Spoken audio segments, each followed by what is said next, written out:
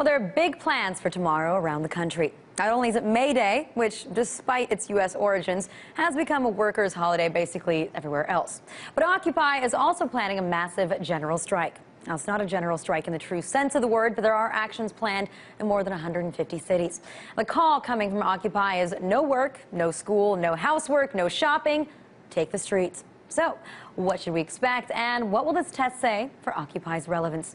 Well, joining me from our studio in New York is John Knefel, co-host Radio Dispatch and freelance writer. John, thanks for coming back on the show. And while, like I said, I know there's a lot of stuff going on tomorrow, right? More than 150 cities, but what to you really stands out that we should, that we should know about that's going to happen tomorrow? Right, it's great to be back here. Well, tomorrow I think is notable for a lot of reasons, both for what's planned and what's not planned. I think that even the sort of most core organizers are curious to see what tomorrow is going to look like, and I think that that's part of the kind of joy of it, is the spontaneity and the just unpredictability of calling for a general strike in the United States. We have no idea what it's actually going to look like. But as far as what's planned, the day in New York starts at 8 a.m. in Bryant Park with break-off marches called 99 picket lines. You can find more information at 99picketlines.tumblr.com.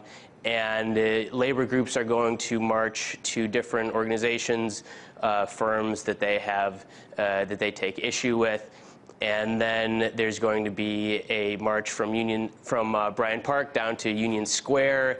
And then the really huge event of the day is going to be the Union March from Union Square down to the MTA building in the financial district. And that's going to be led by the Taxi Workers Alliance. So that's a permitted march, and Broadway is going to be completely shut down. The march is going to go curb to curb, and it's going to be led by taxis. So I think that that's really going to be the massive action, and that starts at 5:30. Well, let me, you mentioned, of course, that that is a permitted march. So let's talk about this, because I know that if you look at the websites, too, in terms of what's going on, people will tell you what are high-risk events, what are low-risk events in terms of what the reaction might be from police. And so what are you hearing, right? Is a lot of this going to depend on how law enforcement actually reacts to it? Right? There's this weird thing surrounding the anniversary of Osama bin Laden's death, too, in the sense that the Department of Homeland Security and the FBI have said there's a heightened terror threat in New York, and I wonder if that conveniently is going to work to try to suppress some of these protests as well. Yeah, I think that as far as the higher risk actions versus the sort of more inclusive actions are, I think that there are going to be significant changes, and I know that a lot of the organizers have worked with union leaders and especially with immigrant rights groups who have actually been organizing around May Day far more recently than other groups in America.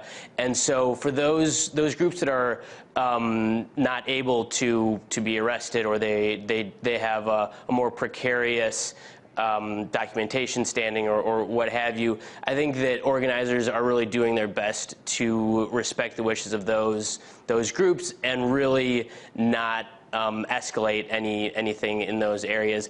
As for other marches, sort of more autonomous actions that are going to probably be slightly higher risk for arrest, I think that is going to be, it's just going to be a matter of wait and see how the NYPD responds.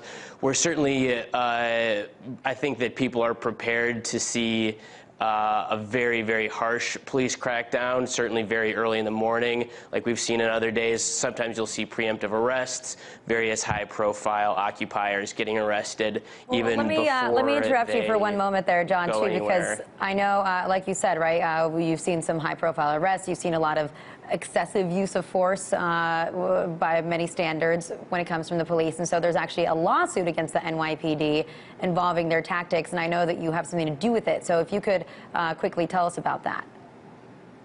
Yeah, so I'm a plaintiff in a case that was just filed today. It's a federal lawsuit against the NYPD. The name of the case is Rodriguez v. Winsky, and that, of course, is in reference to Adonis Rodriguez, who's an elected official, a city council member in New York.